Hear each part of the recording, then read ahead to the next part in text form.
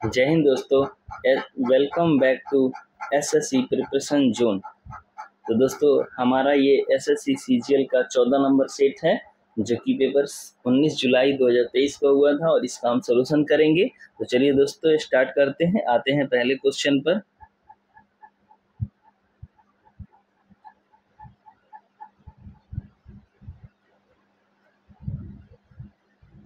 चलिए पहला number question में आपको पैसिव वॉइस बताना है, is he not driving a car.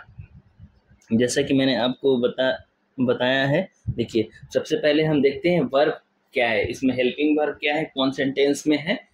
ठीक है, तो देखिए is he not driving a car आपका प्रेजेंट कंटिन्यूअस टेंस में है। तो यहाँ पे प्रेजेंट कंटिन्यूअस टेंस में जो हेल्पिंग वर्ब होगा आपका इज एम आर होगा और वर्ब के साथ इसमें आई एन जी है, ड्राइविंग में आई एन जी है तो बीइंग प्लस यहाँ पे हो जाएगा आपका जब पैसिव वॉइस बनाएंगे तो बीइंग प्लस वर्ब का थर्ड फॉर्म होता है। ठीक है, देखिए यहाँ पे देखिए वाज है ना, एक कार आपका सब्जेक्ट हो जाएगा। तो देखेंगे कि किस सेंटेंस में एक कार आपका सब्जेक्ट के तौर पे दिया और एक कार सिंगुलर है तो इसके लिए ई जाएगा। तो देखिए ऑप्शन बी और सी में ईज है, बाकी में देखिए ऑप्शन ए में वाज है, ऑप्शन डी में डज से स्टार्ट होती है। दोनों ऑप्शन ए और डी गलत हो जाएंगे। अब हम बी और सी चेक करेंगे तो बी और सी में इज अ कार नॉट, मैंने बताया आपको बीइंग प्लस वर्ब का third form, is a car not being driven. ठीक है, ऑप्शन बी और ऑप्शन सी देखेंगे is a car not been driving, तो ये आपका गलत हो जाएगा ऑप्शन सी, ऑप्शन बी आपका राइट आंसर हो जाएगा। ठीक है दोस्तों, चलिए नेक्स्ट क्वेश्चन पर आते हैं। आपका 2 नंबर जो क्वेश्चन है उसमें एंटोनिम बताना है और एंटोनिम में जो अंडरलाइन वर्ड है डेलीगेट, डेलीगेट वर्ड का आपको एंटोनिम बताना है। डेलीगेट का मतलब होता है प्रतिनिधि भेजना, किसी को अपना पावर देना, कोई वर्क असाइन करना। ठीक है, तो हो जाएगा आपका, देखिए इसमें जो ऑप्शन बी सी डी इन तीनों का मतलब है अपॉइंट करना, किसी को अपॉइंटमेंट देना, पद स्थापित करना, कोई काम करने के लिए नॉमिनेट करना, डिप्यूट करना। ठीक है, इन तीनों का मतलब एक ही होता है। ठीक है, तो आपका ऑप्शन जो ए है मतलब रिटेन, अपने पास रखना पावर को, तो ऑप्शन ए आपका राइट आंसर हो जाएगा। ठीक है, डिप्यूट, अपॉइंट, नॉमिनेट तीनों का मतलब सेम होता है, किसी को अपना पावर देना कोई काम करने के लिए। ठीक है, नेक्स्ट क्वेश्चन पे आते हैं। नेक्स्ट क्वेश्चन में भी आपको एंटोनिम बताना है इनेट का। इनेट का मतलब होता है जन्मजात, जन्म से ही कोई चीज स्वतः अपने आप जो चीज आपके अंदर होती है उसे हम इनेट बोलते हैं। ठीक है, तो अब देखते हैं कि इसका एंटोनिम क्या हो सकता है। जैसे कि आपके अंदर जन्म से ही है कि आप तेज हैं, आपको सारे क्वेश्चंस आते हैं अच्छे से, और कोई है कि उस चीज को सीख कर बार बार लर्न करके प्राप्त करता है। ठीक है, तो ये इसका एंटोनिम हो जाएगा ऑप्शन ए लर्न। ठीक है, ऑप्शन बी सी डी की बात करते हैं। एक्वेटिक मतलब होता है जलीय, रिलेटेड टू वाटर, जो जानवर जल में रहता है उसे ही बोल सकते हैं एक्वेटिक, जल से संबंधित। नेचुरल मतलब प्राकृतिक हो जाएगा, ये इसका सिनोनिम हो जाएगा इनेट का। रिप्लीट का मतलब तब भरा हुआ होना होता है, फिल्ड और फिल्ड विथ समथिंग, परिपूर्ण, रिप्लीट मतलब भरा हुआ।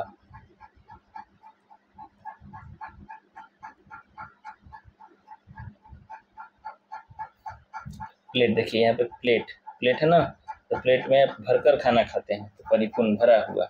ऑप्शन आपका ए जो है वो राइट आंसर हो जाएगा। चलिए क्वेश्चन नंबर 4 पर आते हैं।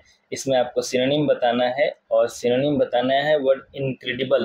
देखिए क्रेडिट से बना है इनक्रेडिबल्स, क्रेडिट का मतलब होता है विश्वास करना, बिलीफ। ठीक है, और इन लग गया यहाँ पे, जैसे विश्वास नहीं कर सकते, इनक्रेडिटेबल, अविश्वसनीय, बिलीफ ना हो, तो यहाँ पे ऑप्शन नंबर सी अनबिलीवेबल। ठीक है, अविश्वसनीय। अब बात करते हैं ऑप्शन है रियलिस्टिक का मतलब तो हो जाएगा वास्तविक, अनअचीवेबल, अनअचीवेबल मतलब something that can't be achieve, जिसे प्राप्त नहीं किया जा सकता। रीजनेबल यानी तार्किक, प्रैक्टिकल, लॉजिकल, जिस चीज का कोई लॉजिकल रीजन हो, फैक्ट हो। ठीक है, तो उसको बोलते हैं रीजनेबल, तो ऑप्शन सी आपका राइट आंसर हो जाएगा अनबिलीवेबल। चलिए नेक्स्ट क्वेश्चन, चलिए क्वेश्चन नंबर 5 पर आते हैं। इसमें आपको फिल करना है, radium is a white powder that dash table salt. Radium एक वाइट पाउडर है जो क्या करता है, लुक्स लाइक हो जाएगा। देखिए रेडियम अब वाइट पाउडर सिंगुलर है, इसके लिए आया है दैट रिलेटिव प्रोनाउन, तो इसके अकॉर्डिंग यहाँ पे वर्ब होगा। तो ये सिंगुलर है तो लुक नहीं होगा, लुक्स होगा यहाँ पर, ठीक है। विल, लुकिंग, लुकिंग लाइक, ये दोनों नहीं होगा, ठीक है। तो यहाँ पे radium that looks like table salt, जो कि टेबल सॉल्ट की तरह दिखता है। 6 नंबर क्वेश्चन में आपको सिनोनिम बताना है वेंडेटा। वेंडेटा का मतलब है डिसएग्रीमेंट, लड़ाई झगड़ा, फ्यूड। मैंने आपको बताया था लंबी लड़ाई परिवारों के बीच, किसी ग्रुप के बीच।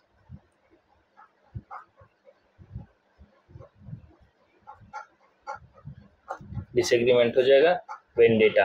तो इसमें से ऑप्शन नंबर बी आपका राइट आंसर हो जाएगा, वेंडेटा।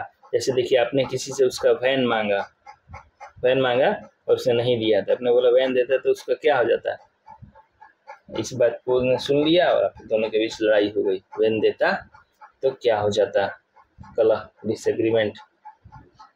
ऑप्शन ए की बात करें, डिलेमा, दुविधा, वैसिलेशन। वैसिलेशन का मतलब है इनडिसीजन, अनिश्चय, इसका ही मतलब होता है दुविधा। ऑप्शन ए और सी सेम मीनिंग है, पैशन। पैशन का मतलब होता है एंथुसियाज्म, किसी काम को करने के लिए एक्साइटमेंट, इसको आप कह सकते हैं एक्साइटमेंट। वैसिलेशन मतलब अनिश्चय, indecision.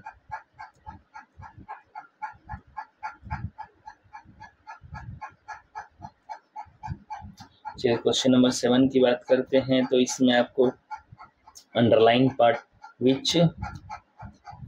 Which are looking to expand, इसको आपको इस अंडरलाइन सेगमेंट को सब्स्टिट्यूट बताना है।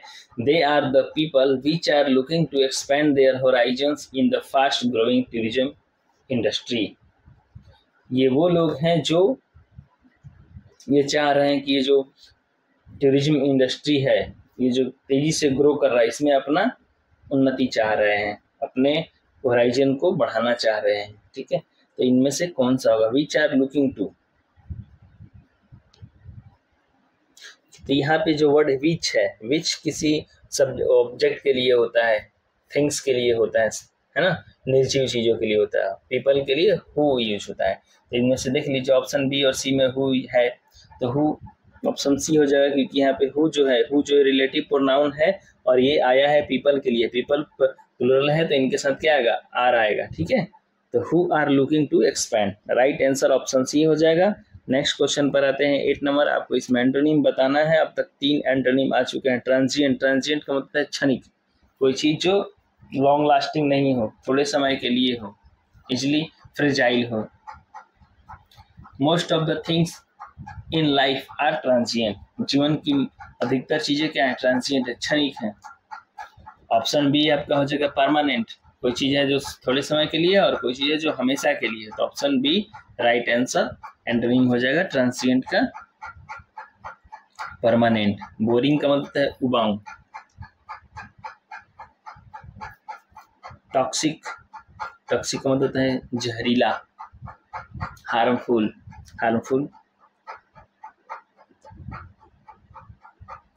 फ्लिटिंग मतलब कोई चीज तेजी से क्रॉस करता हुआ, पासिंग क्विकली।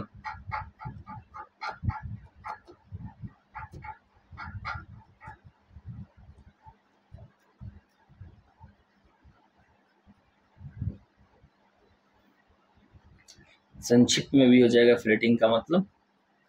तो राइट आंसर आपका हो जाएगा option number B, permanent. Transient, transient का मतलब क्षणिक और परमानेंट मतलब निरंतर, हमेशा के लिए, ठीक है। राइट आंसर आपका परमानेंट। क्वेश्चन नंबर 9 पर आते हैं। इसमें आपको इस सेंटेंस को 3 सेगमेंट में बांटा गया है और आपको बताना है कि इनमें से कौन सा सेगमेंट में एरर है। अगर नो एरर है तो आपको नो एरर बताना है। The sky appears blue as it observes all colours and reflects only blue. तो जो आकाश है वो नीला प्रतीत होता है, क्योंकि इट ऑब्जर्व ऑल कलर्स, क्योंकि ये सारे कलर्स को ऑब्जर्व कर लेता है और ये केवल ब्लू कलर को रिफ्लेक्ट करता है। आपने पढ़ा होगा साइंस में कि जो वाइट जो सफ़ेद रोशनी है इसमें 7 कलर होते हैं और जो वस्तु जिस कलर का होता है वो बाकी सारे कलर को ऑब्जर्व कर लेता है और उस जो कलर का होता है उसको रिफ्लेक्ट करता है, वो इसलिए वो ब्लू दिखाई देता है। ठीक है, एंड रिफ्लेक्ट्स ओनली ब्लू, इनमें से कोई गलत नहीं है, नो एरर आपका राइट आंसर हो जाएगा। वन वर्ड सब्स्टिट्यूशन बताना है। नेक्स्ट क्वेश्चन नंबर 10 में आप देखेंगे चाइल्ड bereaved ऑफ वन और बोथ ऑफ द पेरेंट्स, वो बच्चा जो अपने एक माता या पिता में से कोई एक या दोनों माता पिता से वंचित हो, यानी दोनों नहीं हो, उस बच्चे को हम ऑर्फन बोलते हैं, अनाथ बोलते हैं। डेस्टिट्यूट का मतलब होता है गरीब, हैव नॉट, जिनके पास कुछ नहीं हो, जो बेसिक मूलभूत सुविधाएं होती हैं जैसे पानी, लाइट, ये सब चीज़ों की कमी हो तो उसको बोलते हैं डेस्टिट्यूट, गरीब। लाउड का मतलब होता है रूड पर्सन, डेस्टिट्यूट का पुअर हो जाएगा सिनोनिम, और रूड पर्सन। ठीक है, डिसोलेट, डिसोलेट मतलब होता है एम्प्टी, बैरन, बंजर।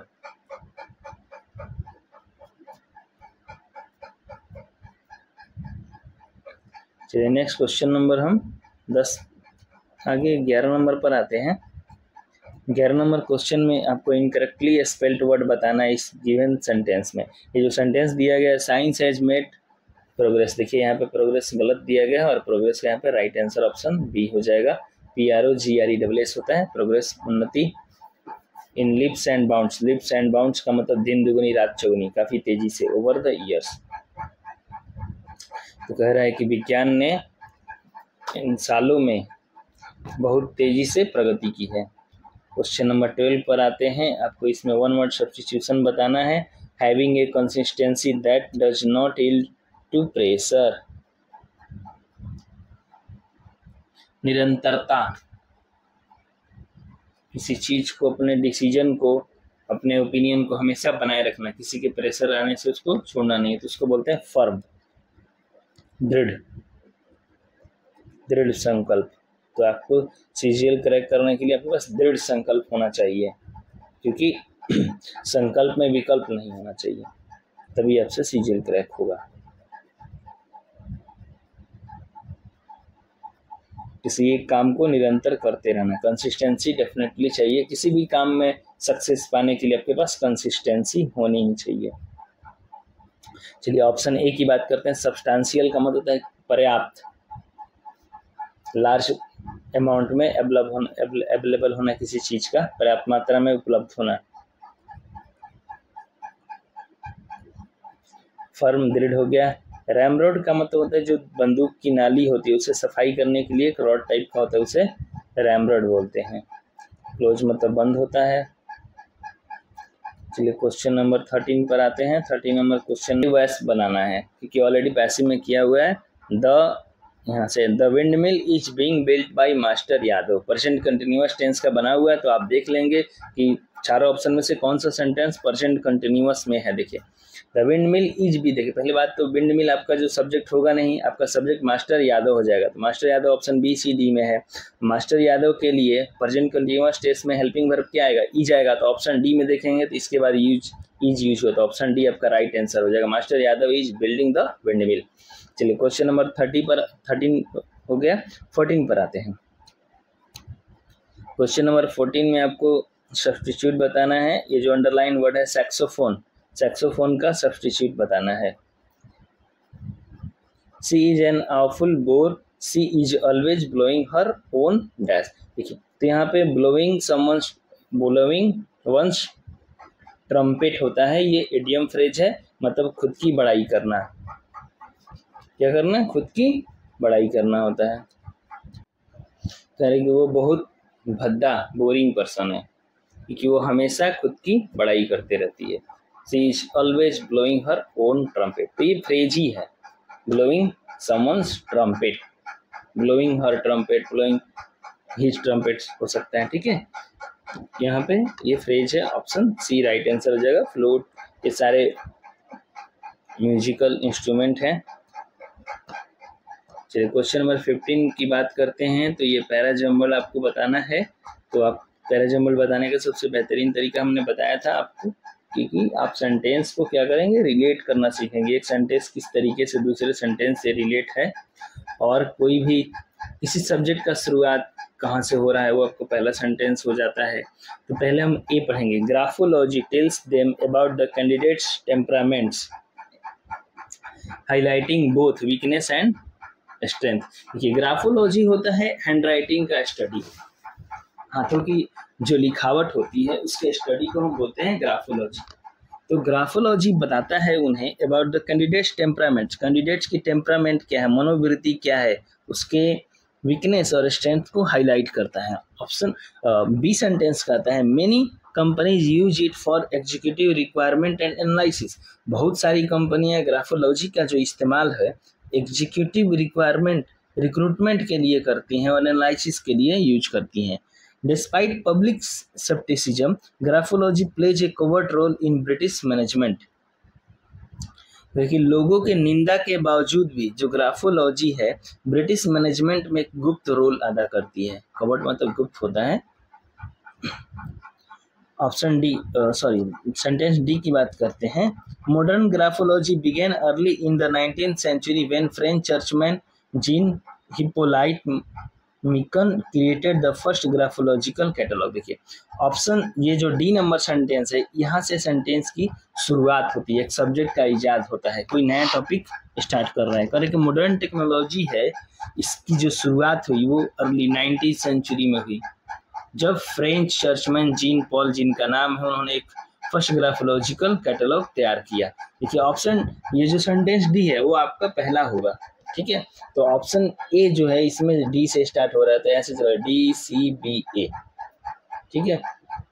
इसी के बाद कह रहा है कि उन्होंने इजाद किया इस ग्राफोलॉजी का, उसके बाद कह रहा है कि लोगों ने इसकी काफ़ी निंदा की, फिर भी ब्रिटिश मैनेजमेंट में इस ग्राफोलॉजी ने काफ़ी एक ओवर्ट रोल अदा किया। अब कह रहे हैं कि बहुत सारी कंपनियां इसे अपने एग्जीक्यूटिव के रिक्वायरमेंट के लिए प्रयोग करती हैं।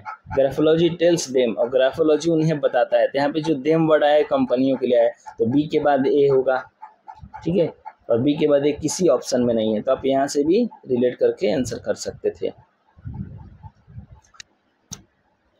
क्वेश्चन नंबर 17 पर आएंगे। अ सेलेस्टियल बॉडी और astronomical object is a naturally occurring physical thing, association or configuration that happens in the visible universe।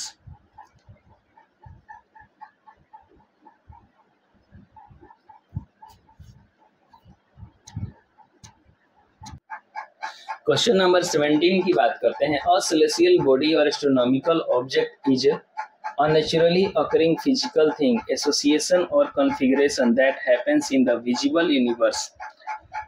इसमें बताना है कि किस पार्ट में आपका एरर है। सेलेस्टियल बॉडी और एन एस्ट्रोनॉमिकल ऑब्जेक्ट यहाँ पर होना चाहिए, पर एसएससी ने इसमें आंसर नो एरर दिया हुआ है। पर यहाँ पर देखिए जैसे सेलेस्टियल बॉडी के लिए यहाँ पर ए आया है, उसी तरीके से एस्ट्रोनॉमिकल ऑब्जेक्ट के लिए एन आना चाहिए। तो अ सेलेस्टियल बॉडी और एन एस्ट्रोनॉमिकल ऑब्जेक्ट, ठीक है, is a naturally occurring physical things, association और configuration that happens in the visible universe. इस दृश्यमान संसार में ये जो सेलेस्टियल बॉडी है, आकाशीय पिंड होती हैं, चाहे एस्ट्रोनॉमिकल यूनिट हैं, ऑब्जेक्ट हैं, ये होती हैं नेचुरली, प्राकृतिक तौर पर ये अपीयर होती हैं, और इनका जो एसोसिएशन है, समूह है, ग्रुप है, ये इस यूनिवर्स में विद्यमान है। यही कहना चाह रहे हैं सेंटेंस। और इसमें यहाँ पर देखिए सेंटेंस का जो आंसर दिया गया है वो नो एरर दिया गया है एसएससी के द्वारा। पर यहाँ पर जरा आप देखिए अ सेलेस्टियल बॉडी, सेलेस्टियल बॉडी के लिए अ आया है, एक सेलेस्टियल बॉडी, और यहाँ पर एन होना चाहिए, एन एस्ट्रोनॉमिकल ऑब्जेक्ट। तो ऑप्शन यहाँ पे राइट ए नहीं बी होना चाहिए, इसमें यहाँ पर एन एस्ट्रोनॉमिकल ऑब्जेक्ट होगा, पर एसएससी ने नहीं दिया है, ठीक है। क्वेश्चन नंबर 18 की बात करते हैं। चलिए पहला क्वेश्चन में आपको बताना है, फिलर बताना है, यहाँ पे छोटा सा देखिए। Have you ever tried to order dash in a restaurant, cabbage हो जाएगा, CABBAGE, कैबेज होता है पत्ता गोभी। तो क्या आपने कभी किसी रेस्टोरेंट में कैबेज ऑर्डर किया है?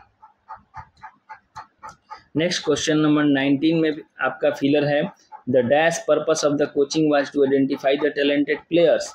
द मेन पर्पस, किसी कोचिंग का मुख्य जो पर्पस होता है ये था, मतलब जनरल थिंग नहीं, किसी पर्टिकुलर कोचिंग की बात कर रहा है। The purpose of the coaching was to identify talented players, talented player को खोज करना। मीन का मतलब होता है मतलब, आइडेंटिफाई, इंटेंड, सॉरी आइडेंटिफाई नहीं, इरादा।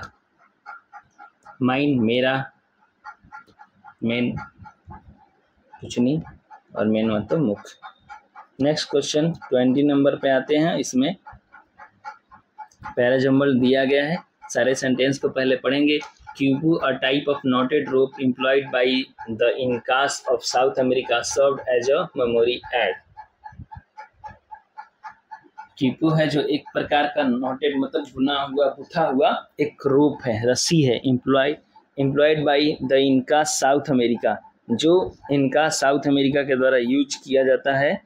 Served as a memory aid, memory aid के तौर पर, यानी याददाश्त का जो एड मतलब सहायता के तौर पर इसका यूज किया जाता है मेडिकल टर्म में।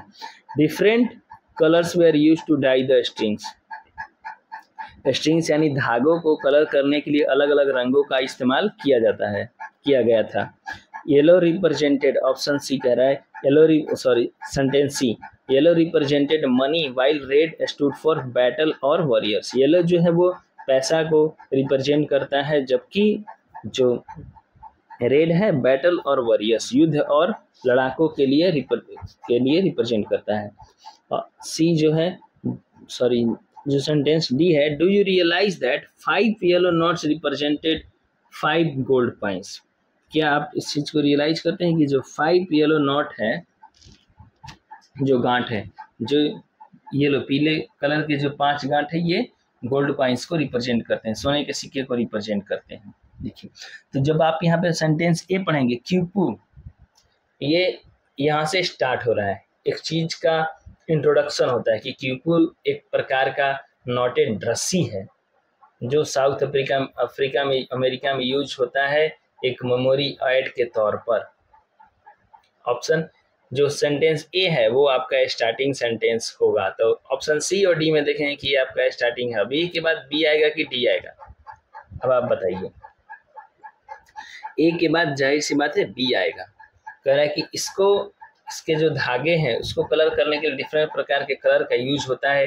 फिर बता रहा है कि कौन सा कलर क्या आता है, फिर बताते हैं कि येलो जो कलर है ये वो पैसा रुपया को रिप्रेजेंट करता है। फिर बता रहा है कि ये जो येलो कलर है इसमें 5 नोटेड है, वो 5 गोल्ड कॉइन्स को रिप्रेजेंट करता है। तो ये तो थोड़ा इजी है, ऑप्शन डी राइट आंसर हो जाएगा। चलिए अब आपके सामने है फिलर, सॉरी क्लोज टेस्ट है, क्वेश्चन नंबर 21 से 25 तक। तो चलिए पहले पढ़ते हैं क्लोज टेस्ट को बिना फिल किए हुए। आप वीडियो को पॉज करके एक बार बिना फिल किए उसे फिल कीजिए। ये पूरा जो क्लोज टेस्ट है वो आंख जो हमारी मानव आई है, ह्यूमन आई, इसका पूरा स्ट्रक्चर है, कैसे काम करता है इसके बारे में बताया गया है। तो आपको जब आप पढ़ते हैं बिना फिल किए तो आपको आइडिया लगता है कि हाँ कैसे, मतलब कि किस मामले की बात हो रही है, तो वहाँ पे क्या क्या जो वर्ड है वो फिलर बन सकते हैं, थोड़ा सा ईजी हो जाता है आपके लिए। चलिए पढ़ते हैं। The cornea, a transparent covering and A spherical lens make up the eyes lens system just like any other camera. कह रहे कि जो कॉर्निया है एक ट्रांसपेरेंट कवरिंग है, आंख के ऊपर से जो ट्रांसपेरेंट कवरिंग है, एंड ए स्फेरिकल लेंस, एक गोलाकार लेंस है जो हमारे आई के आंख के लेंस सिस्टम को बनाता है, जैसे कि बिल्कुल एक आम कैमरा जो होता है, नॉर्मल आर्टिफिशियल जो हम कैमरा यूज करते हैं, बिल्कुल आंख की तरह ही होता है। The retina is a kind of reusable film. जो रेटिना है वो एक पुनः उपयोग करने लायक फिल्म होती है। जैसे कैमरा में क्या होता है, जब पहले कैमरा आप देखते होंगे बचपन में, ये रील बन के आता था, ऐसे रील टाइप का होता था, एक एक फोटो ऐसे लगे रहते, तो एक रीयूजेबल फिल्म की तरह काम करता है। This is the dash for images. तो इमेज ऑप्शन ए में जो क्वेश्चन नंबर ए है 21 नंबर में, इसमें फिलर जो होगा, this is the dash for images, this is the reason for images, foundation for, justification for, cause for. तो जो रेटिना है इस पर फिल्म बनती है, रेटिना एक फिल्म की तरह है, इसी के ऊपर फोटो कुछ भी आप देखते हैं, कोई भी वस्तु देखते हैं उसका यहाँ पर इमेज बनता है। तो ये क्या है, ये सरफेस है, एक क्या है, एक बेस है। यहाँ पे बेस नहीं है ऑप्शन में, यहाँ पे क्या है, फाउंडेशन। जब आप बिल्डिंग बनाते हैं, घर बनाते हैं, तो उसका सबसे पहले जो बेस बनता है उसे हम फाउंडेशन बोलते हैं, उसी पे कोई चीज बनता है। तो यहाँ पे ये कॉज और रीजन ये नहीं होगा, क्योंकि केवल रेटिना के कारण ही इमेज नहीं बनती है, इमेज में कॉर्निया का भी हेल्प है, आँख की मसल्स का भी मदद है, तो सबका मतलब कि एक साथ यूज होता है। तो केवल रेटिना के कारण ही इमेज नहीं बनता, तो यहाँ पे नहीं हो सकता है। जस्टिफिकेशन का तो कोई मतलब नहीं बनता, फाउंडेशन यहाँ पे हो जाएगा, ऑप्शन बी राइट आंसर हो जाएगा, बेस जिस पर इमेज बनती है। तो क्वेश्चन नंबर 22 पर आते हैं, नेक्स्ट आगे पढ़ते हैं, क्वेश्चन नंबर 22 करते हैं। The size of the opening, the shape of the lens and the movement of the all controlled by various sets of muscles. कि कितना, जब देखिए जब आप जाते हैं ज़्यादा लाइट में तो आपकी आंखें अपने आप सिकुड़ जाती हैं, और आप अंधेरे में जाते हैं तो आपकी आंखें फैल जाती हैं। तो ये जो कंट्रोल होता है आंख का, कितना लेंस को खुलना है, क्या मूवमेंट जो होती है आंखें, सारे बहुत सारे मसल्स के द्वारा कंट्रोल किया जाता है। There are 3 things that happens when you look at an object. 3 चीजें होती हैं जब आप किसी वस्तु के ऊपर देखते हैं, किसी वस्तु को देखते हैं तो, और वो 3 चीजें क्या क्या है। To fit on the retina your eye tiny screen the image must be reduced in size. कह रहे कि इमेज को आपके रेटिना पर फिट होनी चाहिए, यानी उसके पूरे इमेज को रेटिना पर बनने के लिए उस इमेज को रिड्यूस होना चाहिए उस साइज तक, ताकि वो आपके टिनी स्क्रीन, रेटिना के छोटे से स्क्रीन पर, मान के रेटिना इतना छोटा है तो कोई भी पिक्चर, मान के चलो बड़ा सा पिक्चर आप देखते हो, उसको यहाँ पे फिट होने के लिए उसको रिड्यूस हो जाता है इमेज वो। It is necessary to focus the scattered light at the retina's dash. ये बहुत जरूरी है कि जो किसी वस्तु से, जो कोई भी वस्तु हम क्यों देखते हैं, क्योंकि इस पर जो रोशनी पड़ती है वो रिफ्लेक्ट होती है हमारी आंखों को। तो जब वो वस्तु रिफ्लेक्ट रोशनी है जो स्कैटर्ड होती है, वो स्कैटर होने के बावजूद भी वो हमारे आंख के रेटिना पर एक साथ आनी चाहिए। मान चलो यहाँ से ऐसे आ रही है तो एक साथ वो पढ़नी चाहिए हमारे आंख के रेटिना पर। रेटिनाज डैश, रेटिना के किस पर पढ़ना चाहिए, किससे पढ़ना चाहिए, ऑप्शन डी सरफेस पे पढ़ना चाहिए, रेटिना के सतह पर पढ़ना चाहिए, है ना, तभी ना वहाँ पे इमेज बनेगा। लेन साइड नहीं, साइड बने टॉप नहीं, यहाँ पे सरफेस पे पढ़ना चाहिए, ऑप्शन डी। क्वेश्चन नंबर 23 आगे पढ़ते हुए, to match the retina's curve the image must be curve. अब जैसे कि रेटिना होगा बिल्कुल कर्व है, क्योंकि हमारी आंख ऐसी है, कर्व है, तो इसकी रेटिना भी क्या है, कर्व है। तो रेटिना के कर्व को मैच करने के लिए इमेज भी आपका कर्व होना चाहिए, ऐसे घुमा हुआ होना चाहिए, ये कह रहा है। आगे बढ़ते हैं, the image is focused on the retina by the lens and cornea working dash. जो इमेज है वो फोकस होता है रेटिना पर by the lens and cornea, lens और कॉर्निया के वर्क करने के साथ, वर्क से होता है। तो कैसा work, Elon, together, consciously, separately. देखिए एलोन और सेपरेटली दोनों का मतलब अकेले, यहाँ पे साइड सी बात है, एंड करके जोड़ रहा है, दोनों का यूज हो रहा है, तो वर्किंग टुगेदर होगा, क्या होगा, टुगेदर। रेटिना पर जो इमेज फोकस होता है वो लेंस और कॉर्निया के साथ में काम करने से होता है, टुगेदर। कॉन्शियस का मतलब है चेतना, और चेतन मन। तो आंख जो है वो अपना काम स्वयं करता है, आपको उसमें सचेत होने की जरूरत नहीं है, अपने आप सचेत रहता है आंख आपकी। अगर आपकी और कोई ऑब्जेक्ट फेंकता है तो आप देखेंगे कि आंख की पलकें अपने आप छपक जाती हैं, तो आंख ऑलरेडी अपना काम सचेत होकर करता है। क्वेश्चन नंबर 24 की बात करते हैं तो चलिए आगे पढ़ते हैं। When the eye is unable to focus the image onto the retina, the majority of vision problems occur। जब कह रहा है कि जब आपकी आंखें जो है वो सक्षम नहीं होती है रेटिना पर इमेज को बनाने के लिए, तो आपकी आंखों में मेजर प्रॉब्लम अकर होता है, यानी आंखों में प्रॉब्लम हो जाती है, तो आपका रेटिना जो है उसमें फोटो नहीं बन पाता है। The cornea is reshaped during laser eye surgery which alters the eye's focus point. जैसे कि ये मनुष्य की जो आंखें होती है इसमें एक फोकस पॉइंट है ना, पी और आप साइंस से पढ़े होंगे, एफ फोकस पॉइंट, फिर यहाँ एक सेंटर होता है सी। तो कह रहा है कि इसमें मोस्टली क्या होता है जब आपकी आंखें खराब हो जाती है, द कॉर्निया इज रीसेप, कॉर्निया का जो शेप है उसको रीसेप किया जाता है लेजर आई सर्जरी के द्वारा, जिसमें क्या करता है कि आपके आई फोकल पॉइंट को बदलता है। मान लो चलो आपको फोकल पॉइंट क्या होता है, या तो बढ़ जाता है या घट जाता है, तो उसको बराबर करता है, उसको परफेक्टली फिट करता है। The primary objective is to precisely focus the image on the retina. अब इस सर्जरी का या आंख का आपका मेन पर्पस क्या होता है कि उसको ये जो रेटिना पर इमेज बनाना है किसी तरीके प्रिसाइजली सटीक तरीके से, आपको रेटिना पर इमेज बनाना है, मेन चीज क्या है यही है, तभी तो आप ऑब्जेक्ट को देख पाएंगे just like an ordinary eye.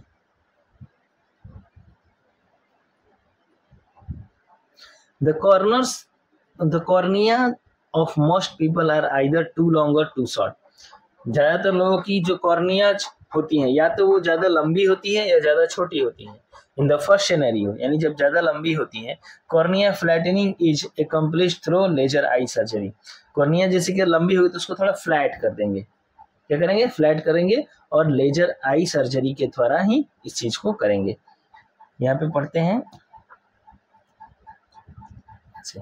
The cornea is reshaped in the latter scenario by becoming rounder. जो दूसरा सिनेरियो जिसमें कॉर्निया अगर ज्यादा शॉर्ट हो जाता है तो उसको हम राउंड कर देते हैं, उसको हम गोल कर देते हैं। किसके द्वारा करते हैं सारी चीजें, लेजर आई सर्जरी के द्वारा। This corneal tissue is amazing because it heels the rebound immediately dash the need for stitches.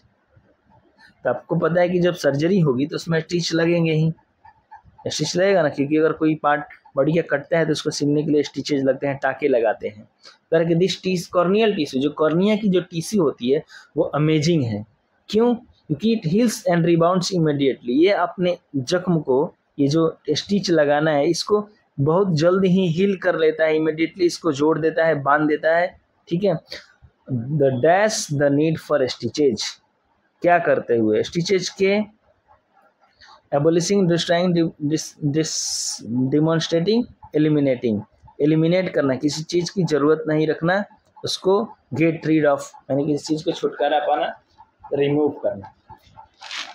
Option D हो जाएगा राइट आंसर। कह रहा है कि ये जो कॉर्निया का जो टिश्यू होता है वो इतना अमेजिंग है कि वो अपने जख्म को अपने आप इजिली फील कर देता है, जिसके कारण हमें स्टिचेज की आवश्यकता नहीं पड़ती। तो ये स्टिचेज की जरूरत को इलिमिनेट कर दे रहा है, हटा दे रहा है, ठीक है।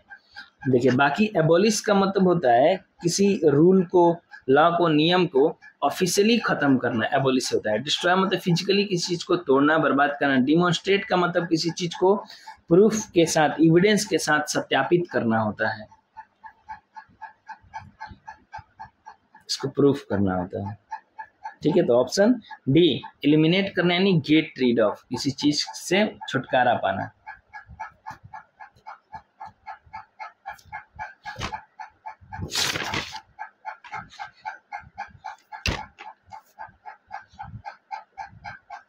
क्वेश्चन नंबर 25, लास्ट क्वेश्चन है आपका।